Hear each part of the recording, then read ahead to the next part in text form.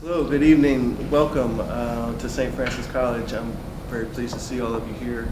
My name is Theo Ganji. I'm the director of the MFA program in creative writing here. We feature a speaker series called Write in Brooklyn, and which brings terrific writers in poetry, fiction, and terrific screenwriters and playwriters like we have tonight. It's a part of the MFA program, which is a relatively new 2-year low residency program at St. Francis, and our playwriting coordinator, Mr. Ben Snyder, is going to conduct the interview this evening and introduce our guest. Everybody please give it up for Ben. Thank you.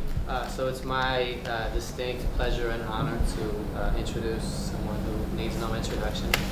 I'm sure we're all familiar with his extensive bio and credentials and catalog. I'll say a little bit. This is José Rivera, one of our most distinguished American writers, as a playwright, as a screenwriter, as a television writer. Incredibly prolific, award-winning, Oscar-nominated. Is anyone unfamiliar? Do I need to name his? No. Okay. So I won't name all of. I won't name all of his shows. It's also great to have him here at this event in particular because he's a real New York writer. He did a period of time in LA, but now we have him back where he should be in his city. So please welcome José Rivera.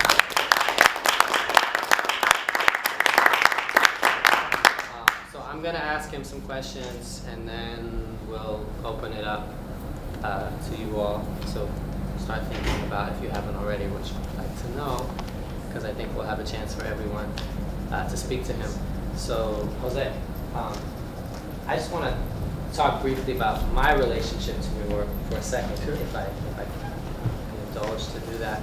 I was, in the 90s, I was producing and putting together a one-act festival, and I was digging through one acts, and I came across The Crooked Cross, which I think was from a collection from '97, and I was like, this play is amazing, and I took it to my team. I was like, has anyone heard of José Rivera? And they're like, yeah, of course. Have you been to that section of Dramatists bookstore? So I read everything. I went through all the work. 3 years, like a year and a half later, you and I are both at a summer intensive with Labyrinth. And they're doing Brain People, which I was like blown away by the play, and I think Judy Reyes played this like split personality character, and I was just like, but I never spoke to you because I was shy. So it's great to be actually meeting you in this setting. But I've been a fan for a long time. So you were born in Puerto Rico, and you lived there for the first 4 years of your life. Has that informed your writing or your approach to storytelling in any way? Yeah, I think so. I mean, I have certain memories of those 4 years, very minor memories. But yeah, I mean, you can't come from a place without having that place kind of imprint itself on you. Like a lot of Puerto Ricans who moved into the States in the 50s and 60s, our family took the island with them. So our house, I grew up on Long Island. So our house on Long Island, we had the foods, and we had the language, and we had Three Kings Day in January, and so my family, who was very nostalgic for Puerto Rico, my parents, really tried to sort of recreate the island in our home in New York, to the degree where we would, a few times to celebrate big events like baptisms and weddings, my parents would buy a pig from a local farmer, take it to the house and slaughter it in the backyard, and then gut it and then roast it over a fire. And that was the thing we did almost every year. And it caused a stir with the neighbors. Mm-hmm. They were not into it. But that was my family's way of just being nostalgic for the island. When did you first kind of feel your calling as a storyteller? I always loved words, and I always loved books. And my mother tells me that the first word I ever learned to write was Motorola, which was written on our little TV set. So I was about 5 years old, and she said I would copy Motorola out, not know what it meant. And I think I was just fascinated by the written word on the page, even when I couldn't read. When I was 5 years old, I would dumpster dive in my neighbor's trash and find the comics, the Sunday comics, and pretend I could read them. So I was always fascinated with words. My parents were not particularly literate. So my mom had a third grade education, my father went to high school, and there were no books at home except the Holy Bible, which is really the only book we owned. So I didn't come from a literary family at all. But I was very lucky because my family was just very gifted at storytelling, verbal storytelling. And my mom, not alive anymore, but she was a tremendously gifted storyteller, could just spin tales for hours at the kitchen table. And then at a certain point when I was in high school, my grandparents from Puerto Rico came to live with us, and they were also that way. They were not literate people at all, but they were also great storytellers. So I just remember night after night, hour after hour in the kitchen table at home while everybody told fantastical stories of growing up on the island, love stories, ghost stories. I learned that, for instance, my grandmother had been engaged to my grandfather's brother. And then before he got married, he wanted to have sex with her. So he tried to have sex with her, and she got really terrified and ashamed of it, and jumped into a lake and almost drowned because she couldn't swim. She wanted to kill herself. And my grandfather saved her. So he saved her, took her out of the water, and she ended up marrying him instead of the other guy.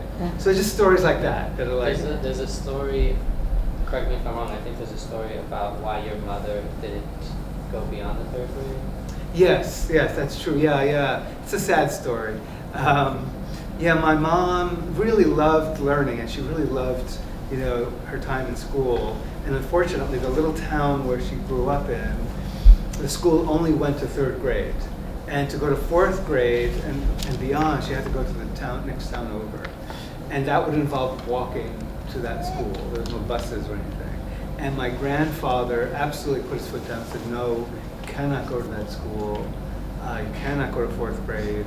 And she said, why? And he said, because I'm not going to allow you to learn how to write love letters to your boyfriend. And he was absolutely convinced the only reason a woman would want to learn how to write is to write love letters. And so that just crushed her hopes, and then so she didn't go beyond third grade. But, was an enterprising woman and taught herself to read anyway. Yeah. And in the States, taught herself to read in English, and was quite a intense reader, actually.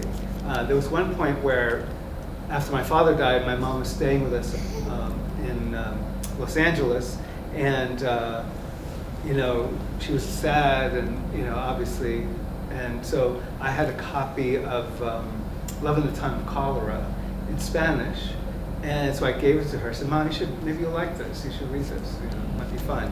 And so I remember being in the kitchen, and she's in the living room just laughing her ass off over Love in the Time of Cholera. And I said, Mom, you really like it? She says, oh, he's so dirty. I love it. And so, so that was she could read Marquez, she really could master the language. So you were around storytellers, you were finding your voice as a storyteller. Of all the mediums, why did you gravitate towards theater? Yeah, theater is, it's a social disease. Theater is something that once you get involved, it just takes over. And so I hadn't been to a play, I didn't know anything about theater, I didn't know what theater was. And two things happened. Once I was at the bus stop of my school, and there were pages on the floor of a book. And I picked it up, and it's going to sound like it didn't happen, but this really happened. Of all the things in the world I could have found, I found pages from the published version of West Side Story. And I picked it up, and there was a line that said, "All Puerto Ricans are lousy chickens." I said, "Oh my God, someone's writing about Puerto Ricans," and it was a play. You know, it was like they had published a book with Romeo and Juliet on one side and West Side Story on the other, and that was the book. So somebody had ripped out pages and thrown them on the ground, and I found those pages. So that happened, and so I was really intrigued. Like, what the hell is that? And then the other thing was that there was a traveling production in my elementary school of Rumpelstiltskin. So I was 12. I go to the cafeteria. Everyone's there. The whole school's there, and I'm way in the back. And these adults were putting on costumes and making jokes, and everyone's laughing. And I was just stricken. I thought it was the most amazing thing I'd ever seen. And you know, I grew up watching television like everyone else. And I always found television to be lonely. And it's the first time I was actually in a situation where I was being entertained and not feeling alone. That I was part of this bigger group that laughed at the same time and like was in awe at the same time. And to this day, I still remember that production. I still see the ending when Rumpelstiltskin like falls apart and they throw his limbs in the air. And I just thought it was the greatest thing in the world. So I was really struck with that and started. You were an actor. Well, in high school, yes, yeah. So from that point on, I tried to read as much as I could. I read Shakespeare and I read Tennessee Williams and Ibsen and things like that. And I was in, you know, like every kid in high school, I was in the Crucible. And so, yeah, so I wanted to be an actor more than anything else, and did plays in high school and college. At that age, were you already connecting more to more lyrical, language-driven kind of? Did you already kind of feel that was your family in theater, or? Yeah. I mean, I remember reading A Glass Menagerie for the first time, and just being like knocked off my feet by the language, and not having ever understood until that point what language could do. You know, when Tom says, you know, these days the world is lit by lightning, you know, I just thought that gave me goosebumps. And so I thought, oh, I want to do that. I want to do what that guy did, whoever this Tennessee Williams guy is. And you know, and then being in the Crucible, I mean, there's beautiful language in the Crucible, you know. At one point, Proctor says to Elizabeth, you know, there's an everlasting funeral marches round your heart, you know, or he says to her, your justice could freeze beer. You know, it's this beautiful, like poignant and specific language. I just thought, well, that's writing. Yeah. And so if I'm going to do that, I want to do it that way, you know. So that was a big influence. Shakespeare was like, just scared the shit out of me. I couldn't even handle it at that young age. But more Tennessee Williams. Yeah. And then later, like A Doll's House and the classic sort of European canon, basically. Now, you never were formally trained as a playwright. You kind of made the road yourself. How did you, early on, how did you learn things? How did you figure it out? Did you have mentors, or were you part of writing groups? Or? Yeah, I mean, a lot of it was just pure willfulness. I wanted to write, so I just started writing. And I wrote several plays in high school, some of them which were produced. You know, there's a certain arrogance that comes with being a young writer. And I certainly had that, and I thought I was the shit.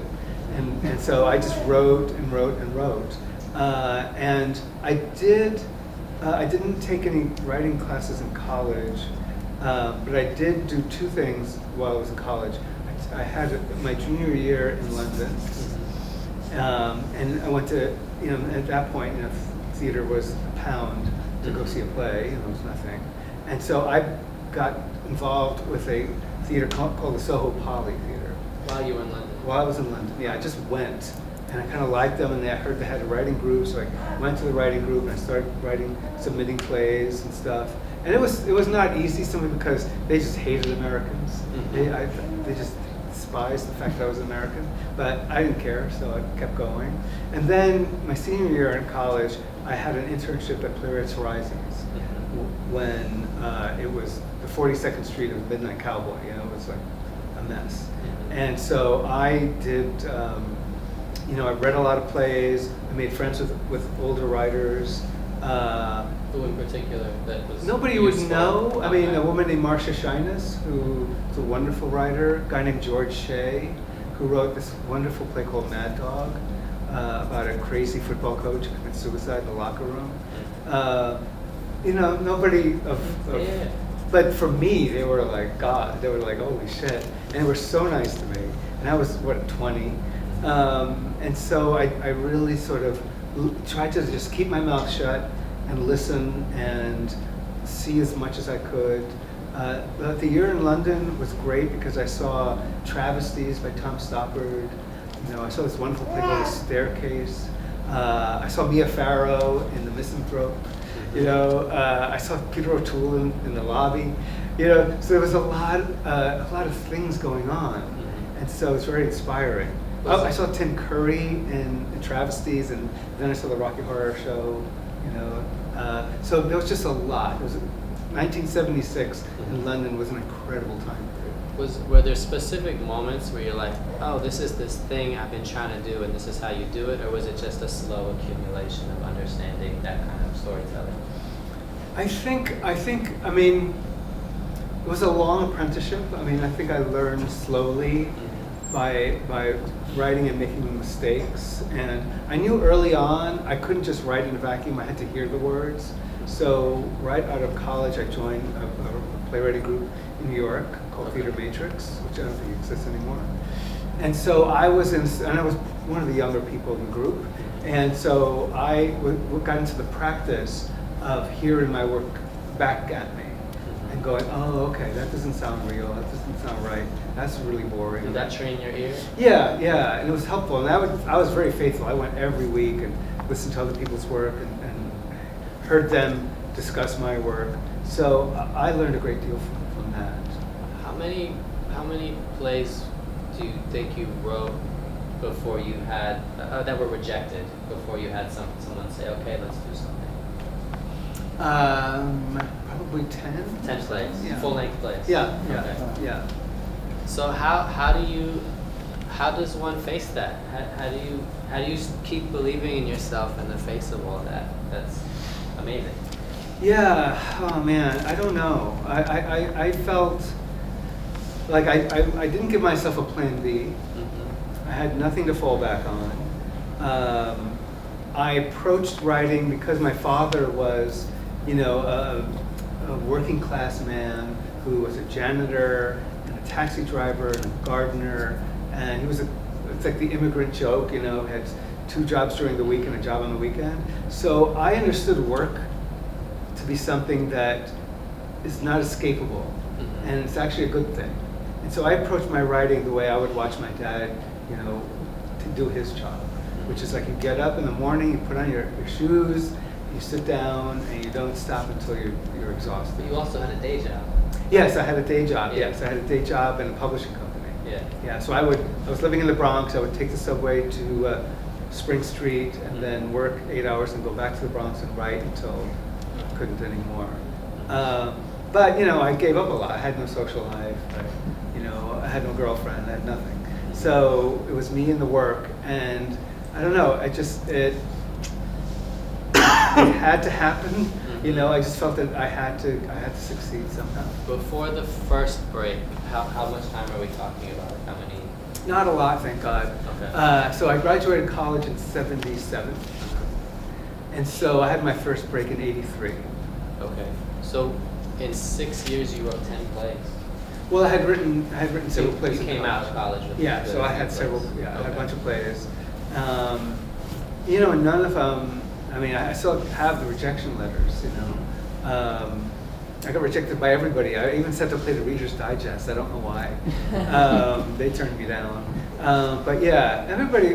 Most of the letters were nice and encouraging, but no rejections. And then what was the break? The break was in '83. So CBS, the TV network, was funding a playwriting contest, a national playwriting contest. It was regional, so they divided the country in several regions, and each region had its own contest. So in the Northeast, that's where I was, so that's where I applied. And I just said, shit, I'm just going to try this. You know, I'd already been rejected by everyone. I thought, what the hell, you know. And so I submitted a play, and each of the where you submit a play to was a theater. So like the Ensemble Studio Theater was the theater that CBS had chosen to arbitrate this contest, basically. So I submitted the play to Ensemble. They knew me because I'd done readings there and stuff like that. And yeah, they picked the play out of 800 submissions. I still remember the call. I was in the bathtub. They called me. I said, yeah. And they said, oh, we're doing your play. You won the contest. And I just changed my life. I mean, it changed my life.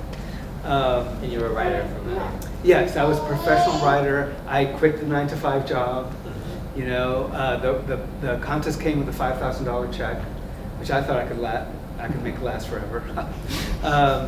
And so, yeah, I had. What was your rent at the time? Oh my God, it was, I think, $250 a month.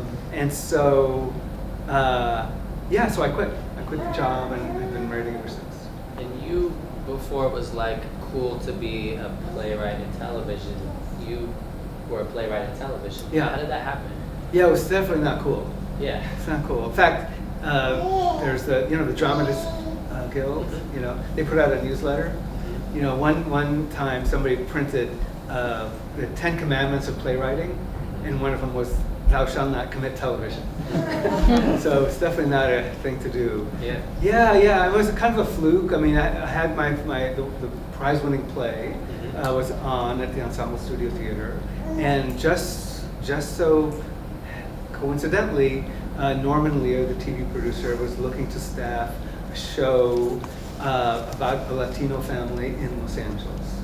And so he didn't go to the play, but he sent someone to the play. The guy loved the play. And so next thing I knew, I got a call from What was that play? The House of Ramon Iglesias. Okay. Yeah. So that was A3. Giancarlo Esposito was in that. So, and so we met, Norman and I met, and he liked me. And so he hired me right on the spot.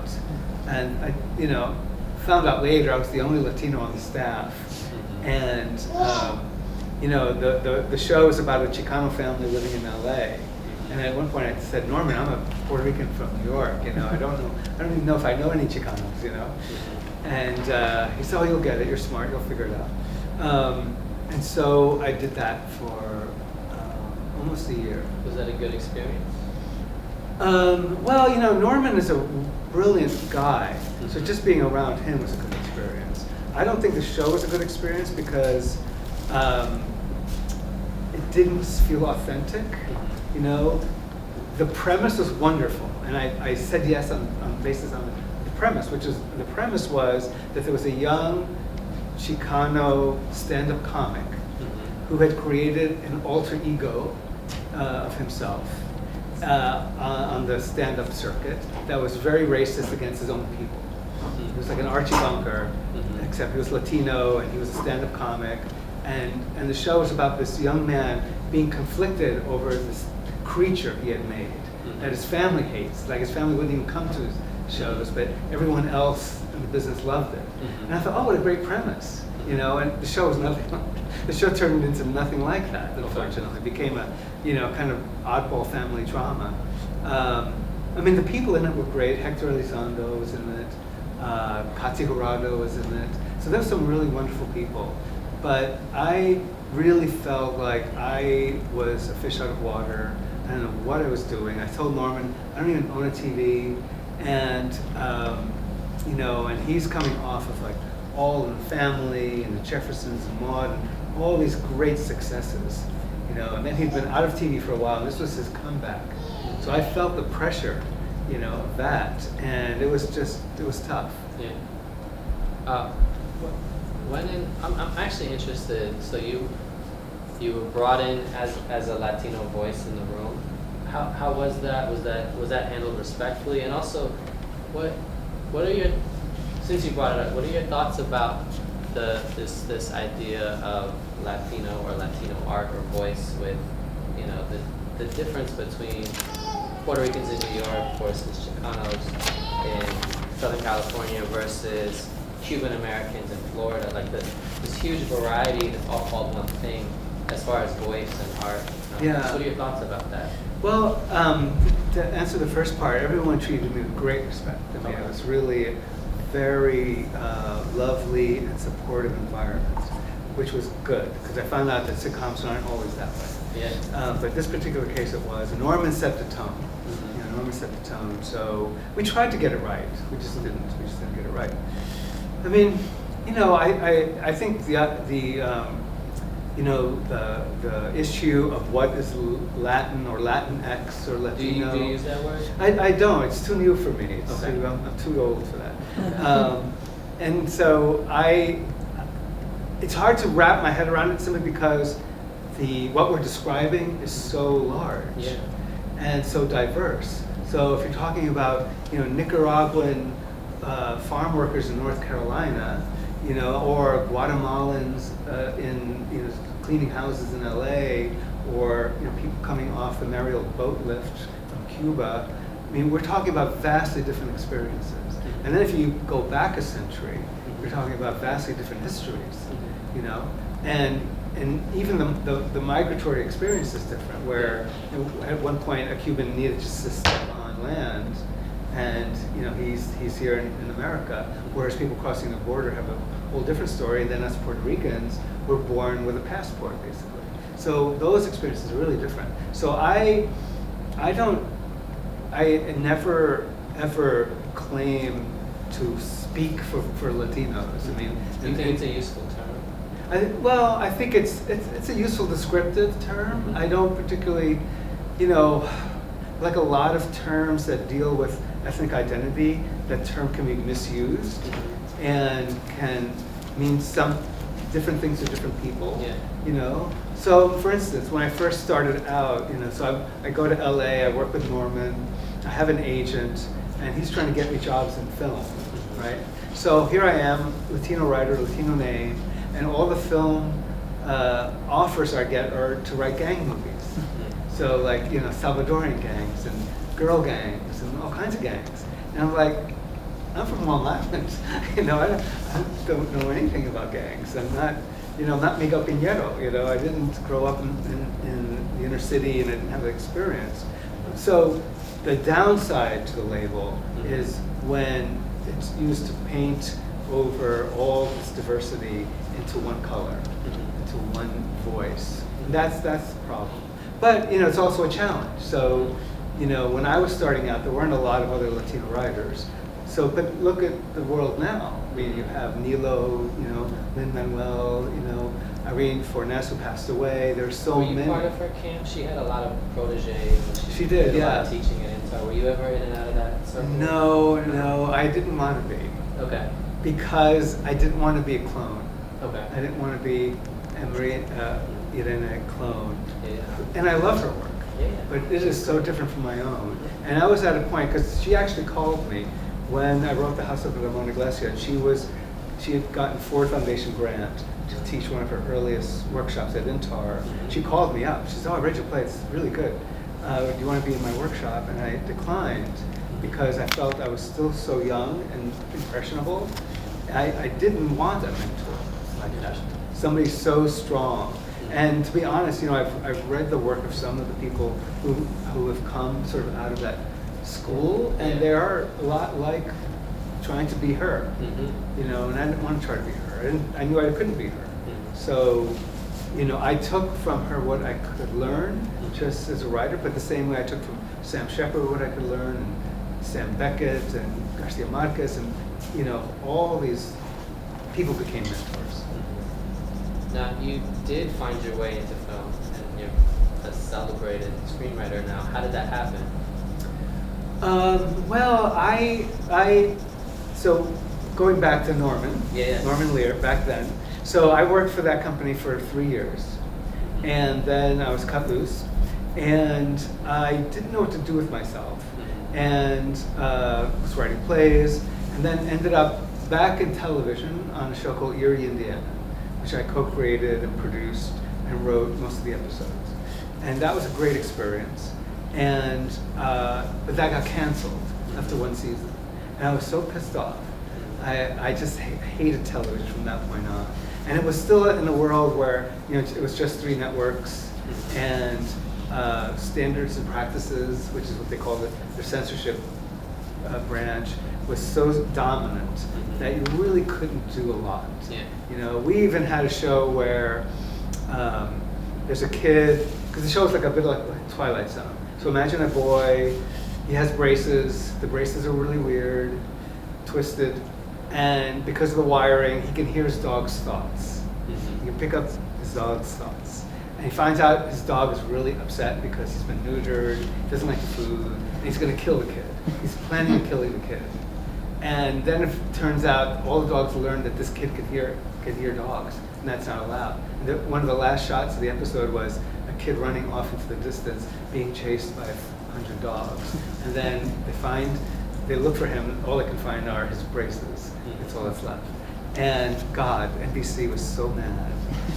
They did air it, but they said, no, you cannot do this again.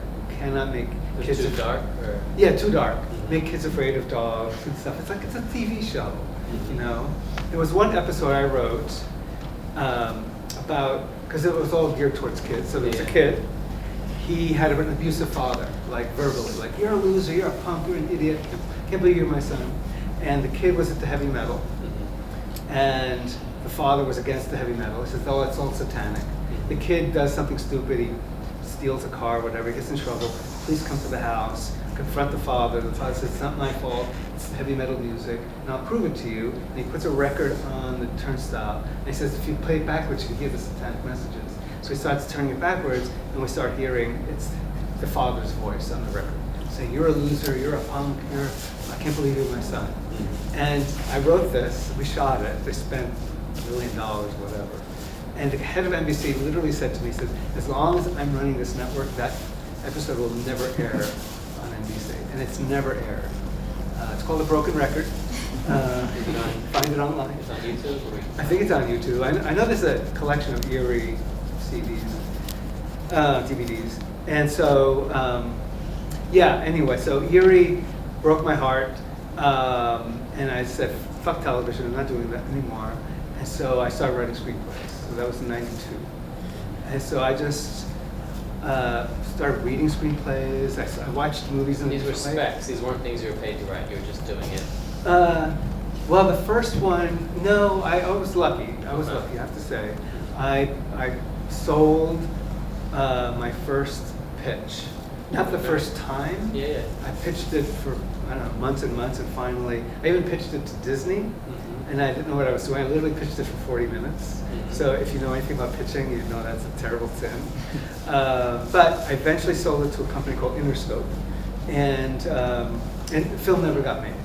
And unfortunately had the exact same premise as a film that eventually got made, called Benjamin Button. So my film is called Lucky, and it's about a man who ages backwards. Same exact premise. And so I did sell it, but it was never made. So I did start getting assignments. So I had an assignment to write a film for Michelle Pfeiffer. I didn't sell a pitch, but I went to Disney. They pitched me an idea, and they said shadows, and I said, what about shadows? And they said, well, you're the writer, go figure it out. So I came up with this idea of like a world in which shadows are alive, and there's a man and a woman who are both attracted to each other but incredibly awkward, and they can't get it together, but their shadows contrive to bring the humans together. It was a silly love story. So I wrote that for Disney, and they loved the first draft, and then they loved the second draft, and then they got a call saying, could you come in, we've got a problem. And they said, well, we really love what you wrote, but we don't think it should be a love story. And I said, what should it be? He said, well, imagine for a moment, it's a buddy film, and Eddie Murphy is your shadow. Imagine Eddie Murphy's your shadow, and that's a buddy film. Go write that. And I couldn't. I said to my agent, I said, I'm really sorry, but I can't do it. I can't do it. I didn't know how to write a buddy movie. So there were ups and downs. 14 years passed between the time I started writing screenplays to the time Motorcycle Diaries was made. So 14 years of writing at least a screenplay a year, making a living and sending my kids to school and all that stuff, but never getting a film made. And I did think that the art of screenwriting was writing things that no one ever saw. When you think back on the things you wrote that didn't get accepted, and then the things that broke out, so you had a play that won a contest, you finally had a film that got made.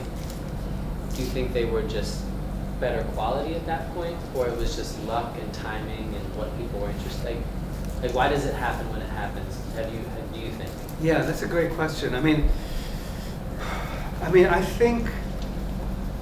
think luck is a big part of it, and timing is a big part of it, and also, like, what does the zeitgeist want at that particular So time? Motorcycle Diaries was not the best screenplay you ever wrote up to that No, point? I didn't think so. Okay. No, not at all. Which was? Which one was? Well, I would say my first one, Lucky, the one about the guy aging backwards, I think is the best one. But Motorcycle, the thing about Motorcycle, though, is that it was the first time I was working with a director.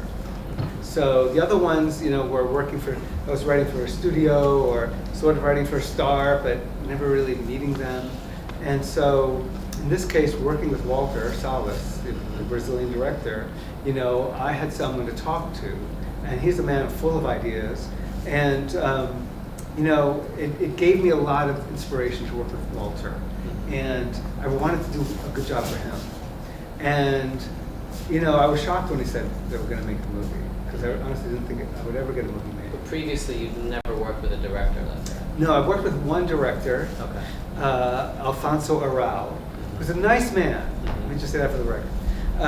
Nice guy. He directed Like Water for Chocolate. But Alfonso, as nice as he was and as talented as he was, didn't know how to really work with a writer. He literally, in our meetings, would give me screenwriting books and say, look on page 15. It tells you that Act 1 should end on page 30. And so, it was such a formulaic and kind of I don't want to write that way. Yeah. I don't want to think that way. But Alfonso's orientation was that way. And so we never really clicked. And so what we worked on never happened. But with Walter, who never lived in the States, lived in Brazil, came from a different filmmaking tradition, didn't give a shit about the formula, So it was a lot more organic to work with him. Do you have a specific process for adaptation, or is it case by case? I like adaptation a lot. And I'm doing one now for television. No, I like it. I mean, I think I've done sort of biopics and novels. So I did On the Road. I adapted a book called American Rust. The Brief Wondrous Life of Oscar Wilde. What happened with that? I was so excited. Sorry. Yeah. Can you talk about it? Yeah. I mean, I'll just say 2 words. Scott Rudin. He is the producer of it. And Scott is a very powerful producer. I'll probably never work again after I give this interview. But he basically has a terrible habit of spending a lot of money acquiring properties and then just putting them on a shelf so that other people can't have them. I was just a few nights ago at a talk at the Writers Guild of America, and someone was saying Scott Rudin gives such good notes. Did you feel like he was giving you good notes along the way, or? I only had one meeting with Scott. Okay. Yeah, I mean, my agent said, well, did you meet good Scott or bad Scott? Okay. I said, I think I met good Scott, because he was very friendly, he was very nice. He's very positive, but I don't know, he didn't really give notes. So that's just sitting on his shelf somewhere. Just sitting on a shelf, yeah, so who knows? Yeah. But anyway, so in terms of adaptations, I love, in some ways, it's unlocking a book. If you think of a book in the prison of its words, you're unlocking it and liberating that work into a 3-dimensional, 4-dimensional visual form that is not native to the book. So in a way, you are, it's like taking a watercolor and turning it into a symphony. It's a different form, absolutely, completely. So that is the fun and the challenge of it. So when you read something, passage in a book, you ask yourself, what are the cinematic possibilities in this moment? Can I tell this through sound? Is this, a close-up of an actor's face? Is it dialogue? So the screenwriting tools, which are abundant, you can bring that to the novel, and that to me is it's fun. It's like I don't know. It's sometimes compared to like cabinet making. You know, I'm not a carpenter, but you know, I sometimes I think I have the same fun a carpenter must feel when they make something beautiful. Do you, as a screenwriter, do you outline? Are you someone who has? I'm forced to, because everybody I worked for wants treatment. Okay. So if you weren't forced to, would you? No, I would probably beat it out in big Broad stroke. big broad strokes. Okay. Now I would have to know two things. I have to know the opening image, and I have to know the ending. And then in between, then I'll fuss with it. Because the thing is, I don't outline for theater. I don't write outline for You don't play. ever outline? No. I like to sort of find it as it comes, discover it as it goes, and let it kind of guide me in a way, you know. And I can't really use that approach in film because I work for people who don't like that kind of thing. Do you think that that's a process that's just inside you and lives in you, or is that a process you could teach and one could learn? I think film is much more teachable than theater. Like film, there are, for lack of a better word, rules or traditions, say, on how a film is constructed on the page.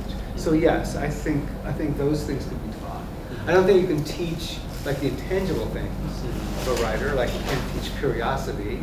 You know, you can't teach critical. Well, you can't help critical thinking to happen, but you can't make non-creative souls creative. I don't think.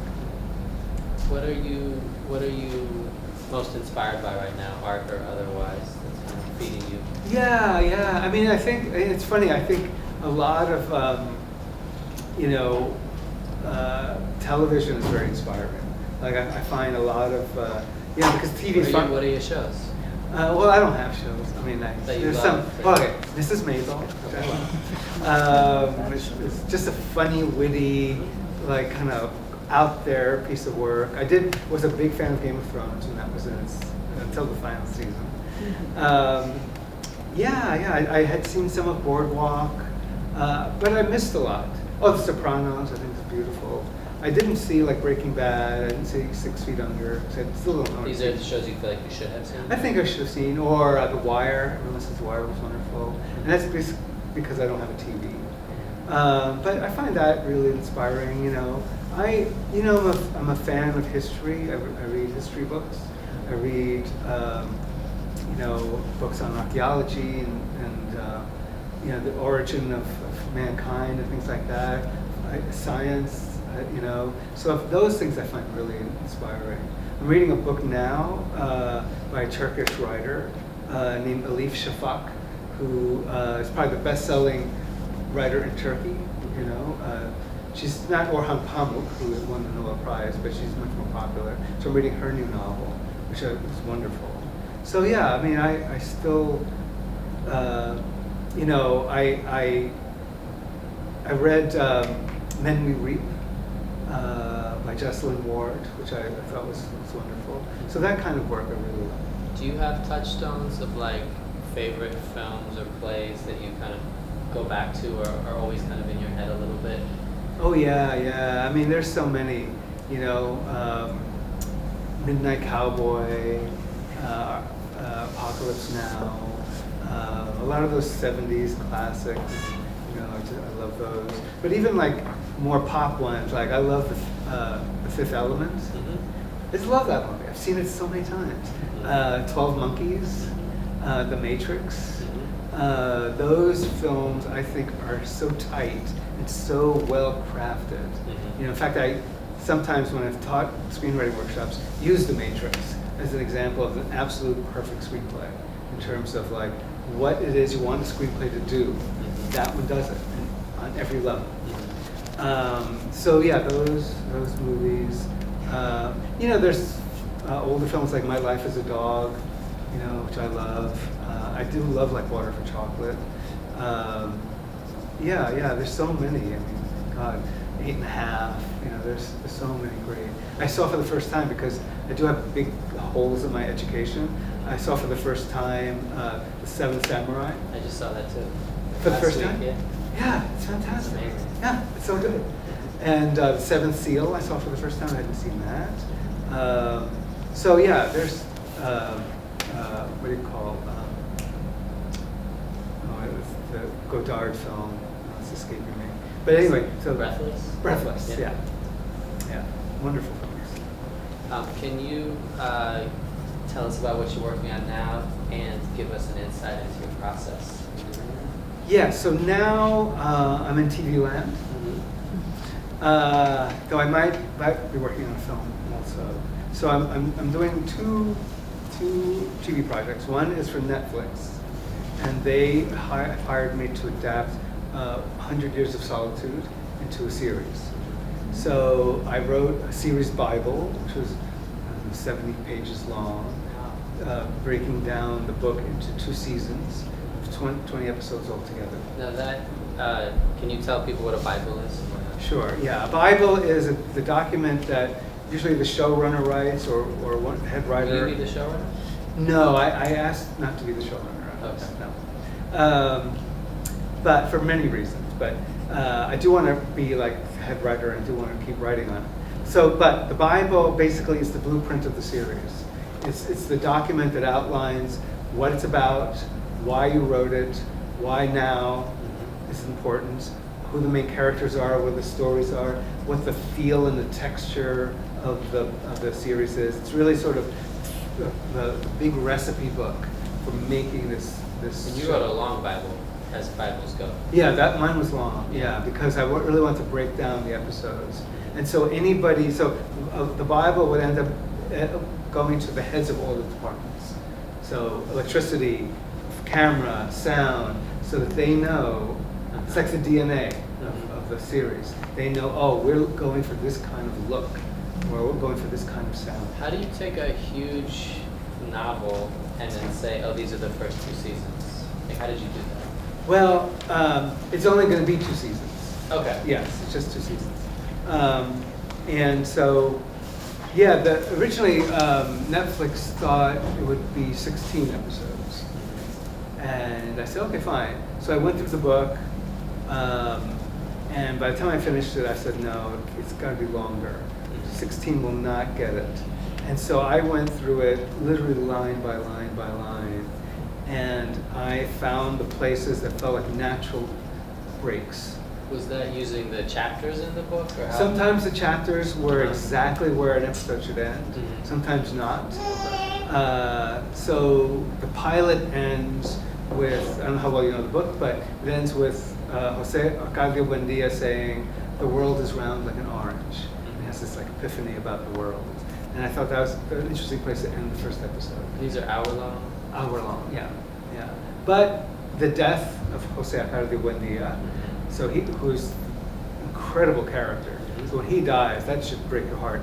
And the world weeps and sends little flowers down. Do you have actors in mind in your head already? No. What I hear from Netflix, and of course they will change their minds, or could, is they want to cast out of Colombia and shoot in Colombia. In Spanish? In Spanish. Yeah. Beautiful. Yeah. There are a couple of English-speaking roles, but the Colombian characters will be played by Colombians. Do you feel good about that? Oh yeah, I think that's great. I think that's terrific. So because I know there's going to be a lot of. You're not going to cast Madonna. No. J-Lo. So I went through the book and I found those places. Yeah. So anyway, so that's the Bible. So I wrote that. Now I'm writing the pilot, and so I'm almost ready to deliver the pilot. And then they will read it and they'll say, okay, great, let's shoot it. Do you know who your showrunner is? No, we don't know. It'll probably be Rodrigo Garcia, who is his son. Which is great because that will be, because I think that will. It's part of the estate. Right? Yeah, part of the estate, and also I think it will calm the critics a little bit, like, because. How dare you? Oh, I know that's going to happen. Sacrilege. I know. I don't have Twitter for this reason. Like I don't want the hate. But I don't care. Honestly, I don't care. When I was writing the Motorcycle Diaries, everyone said, "Oh, you should unlist your phone number because the Cubans in Miami will kill you." I'm like, no, they didn't. So, you know, when I wrote On the Road, it's like, oh, the Beat fans are going to hate you. I don't care. So yeah, so so I'm working on that. And then I'm going to be writing another, well, I already wrote the Bible, but a pilot for a series based on a young adult novel called The Storm Runner. And this is for Apple. Okay. The Storm Runner is about Original content for Apple. Yeah, based on this book. So it will be, yeah, it's a book about a kid who gets involved with, in this premise of the book, is that the Mayan gods of Mayan classical mythology are real and alive and in our world. And this boy has access to that. So it's kind of fun because the Mayan gods are really out there. And they're not it's not the mythology people know. It's not Zeus, it's not Thor, and, you know. Is this a property you found and wanted to do, or they were like looking for the writer? Yeah.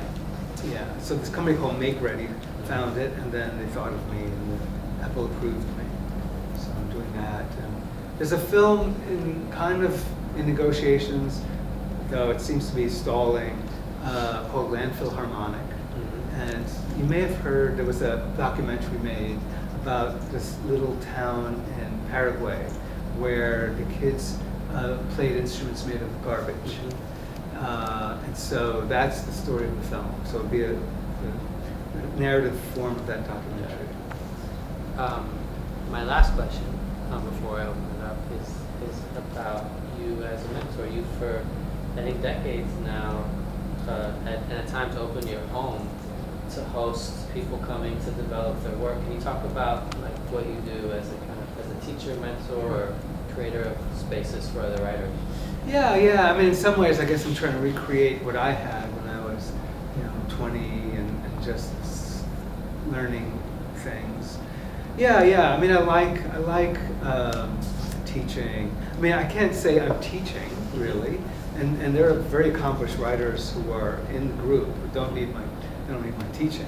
What they need is a space to bring in work, to hear it out loud, and have people talk about it. And that's what I provide. And it's really fun. I've been doing it for decades, and I love it. I mean, it's the entirety of my social life. I don't have much social life outside the group, but there's like family. Some people have been in it for a long time, and I've seen them grow, and I've seen people who came in who barely written much. I've seen them blossom into real writers, Then they leave the group, I never hear from them again. But, so it's been really gratifying to watch the growth. And, I provide as much guidance as possible, and I'll, because I think in writerly terms, so I often ask the writers to think about something they may not have thought of themselves, or come up with a story point that they might find useful. But I certainly don't want to be in the position of rewriting people's work. Do you have rules on the feedback? Is it like some places are like no prescriptive, don't fix things for people? Or is there a style of outside of just feedback? pure kindness? Okay. There isn't. I don't prescribe a way to give critiques except just be honest and don't make it about yourself. Think about the work, and be kind about it. I mean, because I hear horror stories of groups where people just get torn to pieces, and I just thought, what the fuck is that? I mean, why? So in this group, maybe the group is too nice. I've heard that criticism, but I think. I don't know. I think the writer ego is this flower, and it just needs to be taken care of, or else it will stop writing, or it will reject everything and just never be creative. So I try to really have like a hothouse atmosphere where the temperature's right, the sunlight is right. I have more questions, but I want to open it up if anyone else has something they would like to. Yes. Yeah, I just have a question. Parents were blue-collar, hardworking immigrants, and then how did they take it when you told them, I'm going to be a writer? My parents? Yeah. Say, well, is that a real job? What do you mean? Yeah. When I was still young and still living at home, I didn't know I wanted to be a writer as a profession. I knew I wanted to write, and I wrote all the time and every day. So my dad drove a taxi for a while, and you know how like as an oldest son you want to do better than your dad. So I really wanted to drive a bus because I thought, oh, it's bigger, you know, doing better. And so that was my mindset, and I really did think. I mean, I was really afraid I was going to end up a janitor because I actually was a janitor in junior high and high school, and I thought, oh God, is this my fate, you know? But luckily, I had a good education and stuff like that. So as I got older and I graduated college and I knew I wanted to be a writer, I did tell my parents that, and they had no idea what I was talking about, none at all. And so what happened was when I won that playwriting contest, that play was then picked up by PBS, right? An American Playhouse series, and we went into production. We shot it. It's about my family. And PBS put out a full-page ad in the TV Guide. And so I handed the TV Guide to my mom. And then she got it, you know. And then she showed it to her friends and, you know, aunts and uncles and everything. But yeah, it was, I think I was so lucky because my parents never put limits on me, restraints. They never said, you must do this, you can't do that. Never, for a minute. So I was very, very lucky. And in some ways, I feel like I'm glad I wasn't born into a family of artists because I didn't need the competition. I didn't need, you know, because Rodrigo Garcia, the son of Gabriel Garcia Marquez, he wanted to be a novelist at first, and his father discouraged him. And so he never wrote. Now he's a filmmaker, which is wonderful. But I didn't, you know, I'm so glad my father, my mom were the people they were.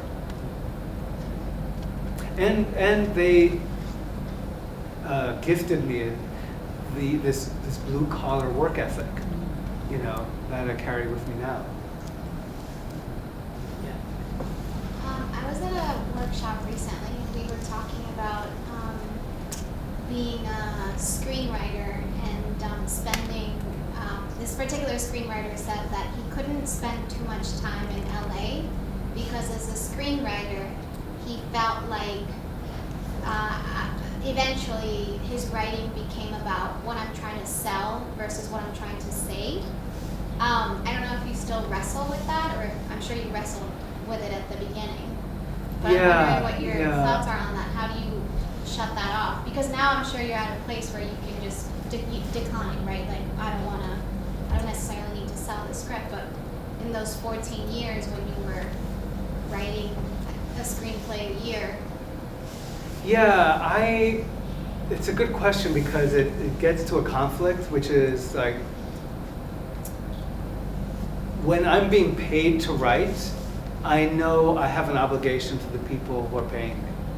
And I can't, not that I can't be creative, I can always be creative under any circumstance, but I have to honor the contract that we have with each other, which is you hired me to write a movie about, you know, submarines in Canada. That's what I'm going to write for you and do the best possible job. So I do have a, you know, kind of workmanlike respect and deference to that. But on the other hand, you're right. I mean, you do find in LA a lot of writers who just, you know, want to do what the marketplace is demanding. The trouble with that is, it's like you can't think about, because the marketplace that exists today, you can't write for it. It won't be there in 5 years. So if you write a screenplay today to today's marketplace, in 5 years when you finally finish that screenplay, you're going to be behind. So in a way, you have to sort of anticipate the tastes of the business and the audiences and stuff like that, which the only way you can do, really, is to like totally be yourself. Like, you know, there's an article in the New Yorker about Todd Haynes, which everyone who wants to be a screenwriter should read, because that guy didn't give a shit about anything. I mean, he wrote these wacky, amazing, original pieces of art and got them made. And now it's quite the established director, you know. He writes his own stuff. So yeah, I mean, it's, you know, I think if you train yourself to be a slave to the market, you will be always unhappy. That's what I feel. And I feel you've got to, even under those circumstances, you've got to break out and do the work that speaks to you, you know. I'm lucky because after all these years of doing this, you know, I'm in a position where I get to do the things that I'm passionate about. Like, I'm very passionate about 100 Years of Solitude. It's my favorite book. And so, you know, I feel very lucky that way. So. But, you know, it's not just LA. In New York, it's the same thing. You know, it's the same thing about markets and what do people want to buy, what do they don't want to see. You know, it drives me crazy when I hear an executive say, well, our audience won't accept that. It's just bullshit, you know? Anyway. What do you think about the audience's attention span worsening because of cell phones and technology? Does that affect you when you choose what to write, or does it affect the buyers, the gatekeepers? Yeah, I think it affects the gatekeepers more than anyone else, because I think, I mean, I had this conversation with my son. I have a son who's 27 years old, and we're talking about attention spans. And he said, you know, people make fun of us millennials for having terrible attention spans. You know, I spent 4.5 hours working on a video game. You know, admittedly it was a game, but you know, 4.5 hours doing one thing, trying to figure it out, win the damn thing. You know, I don't think attention spans. I mean, I think that's a kind of an urban myth. I don't let it guide me. You know, I actually like long scenes. You know, I like 5-page scenes and stuff. But it definitely affects the buyers. You know, I pitched a film just the other day to TriStar, and they were all about what you're saying. You know, they said, well, you know, our audience, they may not accept, you know, a very slow film. We need to keep it going. It needs a high concept. You know, it's got to be a Friday night event. You know, what's the event of the movie? And the movie's about this incredible civil rights case from the 1940s, which I think is an event, but it's not how they consider an event. So I think that idea of attention spans and is definitely affecting the gatekeepers. And it will affect the artists eventually, because there will be people who will listen to that and adapt to that. So. Well, Jeffrey Katzenberg has this new forum where he's just producing short films, 10 minutes or less, for the phones. That's all it is. Yeah, I've heard that. Yeah. And there's actually people doing novels that way, you know, in chapter version, 10 minutes. You know, I don't know what to say. Help.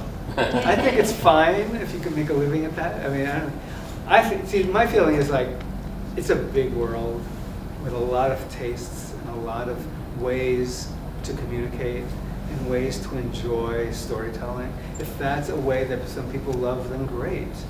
You know, if someone asked me to write 10-minute short films, I would take that challenge. 'Cause that sounds hard, actually. You've started some of that. You've been doing some directing a little bit. Can you talk about, is that something you want to do more of? Talk about what that was like for you to move from the writer to director. Yeah. I mean, I just directed a short, which is now in post-production. And years ago, I directed a music video. I enjoy it. I enjoy it a lot because I feel like being in charge for once. You know, and I have had experiences where, you know, you write a screenplay, you give it to the director, and they never want to see you again. You know, it's like, don't ever come to the set. You know, and even when I came to the set, it was just sort of a stranger in a strange land. So the idea of staying with a piece of work and then being able to cast it the way I want and having a DP do it the way I want, you know, that's exciting to me. And I would definitely like to do more. I would really like to do more. But it is, you know, it's a different set of muscles that, you know, I have yet to sort of really work them out. Do you aspire to be a showrunner? I would love to run my own show. Yeah. You see, the thing about doing a show for somebody else is less exciting. Mm-hmm. You know, and I've been, you know, had offers to, you know, do staff work and things like that. I was in the writer's room last year on a show called Penny Dreadful, and asked to come back this year, and I turned it down. I have some ideas for my own shows that really, really excite me. And that I would be Joe showrunner. And if you did that, do you see yourself as directing the pilot or directing multiple episodes? Yeah, I don't necessarily see myself directing them. Okay. You know, a showrunner's got a big enough job as it is, you know. So you hire a great director. But I would definitely want to direct something, you know. Who are some of your favorite contemporary directors? Contemporary directors? Yeah. You know, I love Alfonso Cuarón, Jane Campion, Lasse Hallström, Scorsese, I think is still good. Yeah, some of these people, no, I'm blanking on whoever directed The Matrix was great. Oh, the brothers. Yeah, those are some of the directors I love. Any other questions? Yeah. What advice do you have for people who are just starting out? Because like sometimes you can write like 2 or 3 sentences, but then actually coming and expanding those 2 or 3 sentences into something large is pretty intimidating.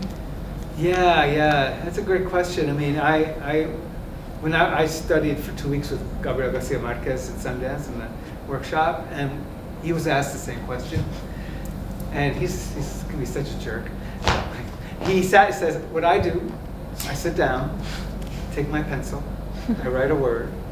If I like it, I write another word next to it. If I like that word, I'll write another word. And then I'll have 500 pages. So it's like, not helpful, man, not helpful. So I don't know, you know, there's a paradox at the heart of writing, which is you have to think 2 contradictory things at once. One is, I don't know anything. I'll never know everything. The other is, I'm the best thing that ever happened since Cervantes. You know, you have to think you are wonderful, and you have to have absolute humility at the same time. Now that's not an easy paradox to live, but it is the paradox of good writing, I think. And I think, you know, and at times one will be stronger than the other. There are times when you're really low and you like don't want to do it anymore. That's when you got to go, I'm the best, I'm the best, I'm the best, I'm the best. And nothing can stop me. And the more people say no, the more I say yes. And that really is what got me through the years before I got my first play. When I was living in the Bronx and working 9 to 5 and had a lonely life, you know, it was this feeling like, yeah, I'm gonna do this because I'm the best, I'm the best, I'm the best. So I think part of that is doing that. And some of it is, you know, and this is I get from my parents, which is like, think of it like work. You know, you have hours, you have output, you have a certain number of things you're gonna do. 500 words a day, or 2 hours a day. You know, don't qualify it. Don't say they've got to be 200 brilliant words.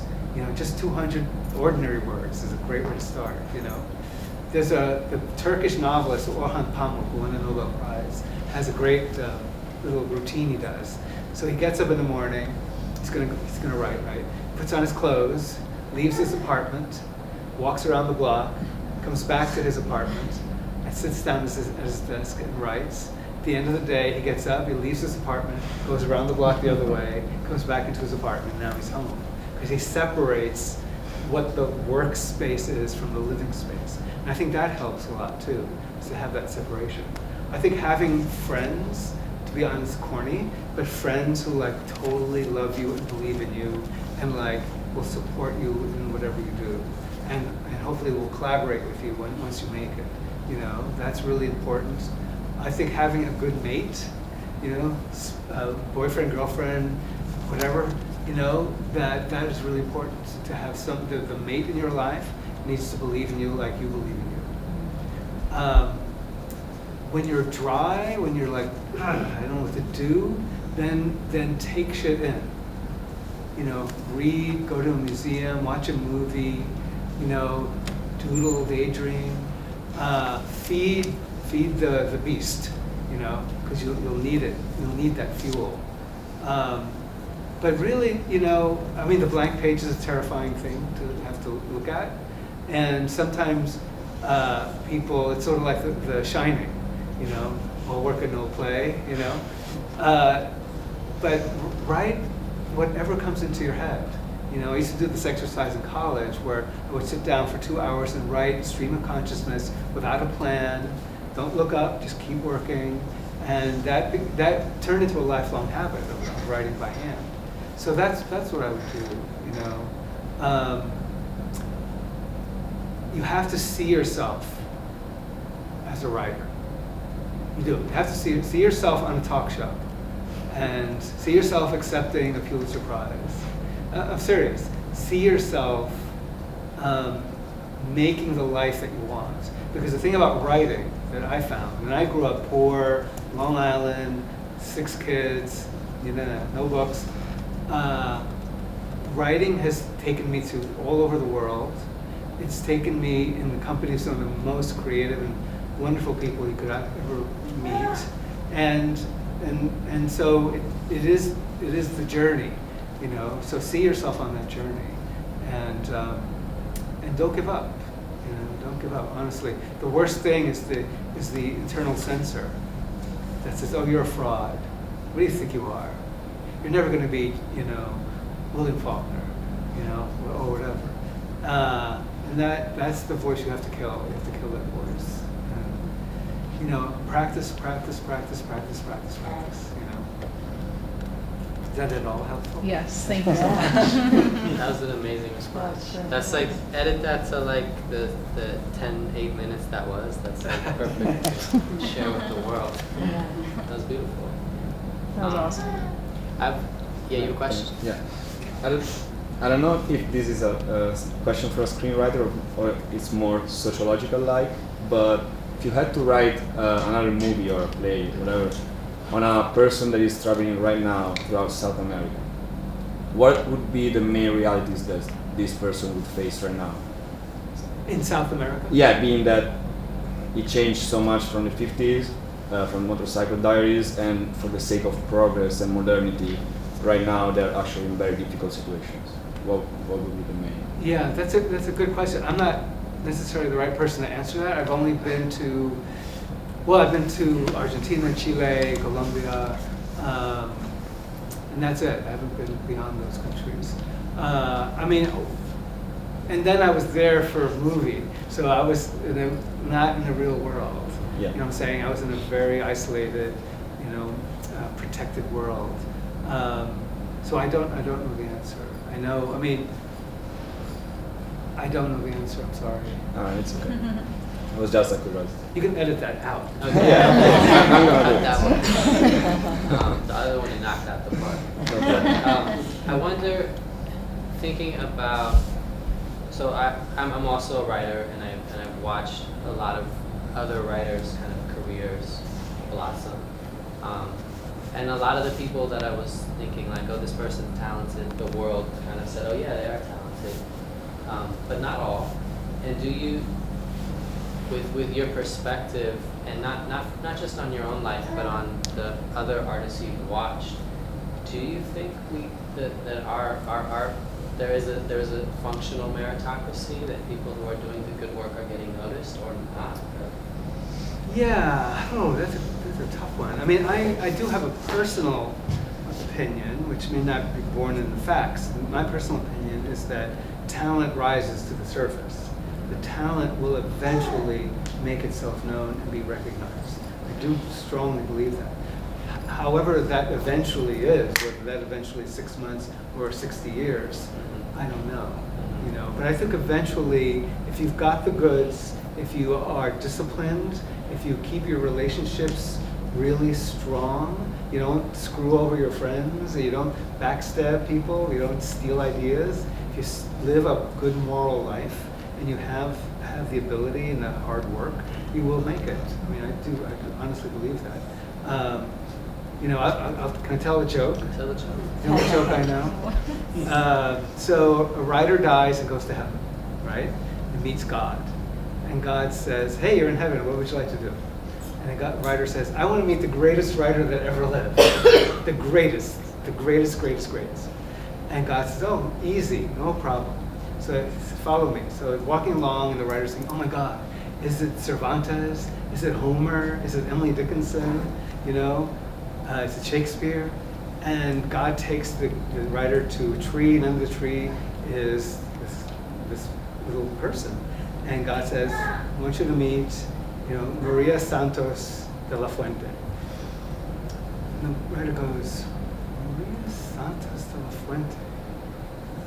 I've never heard of them. And God says, exactly. Not funny, I know. That's why I don't tell jokes. You should see me in my stand-up. I'm gonna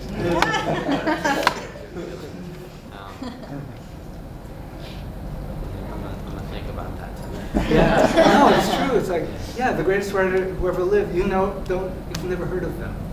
You've never heard of them.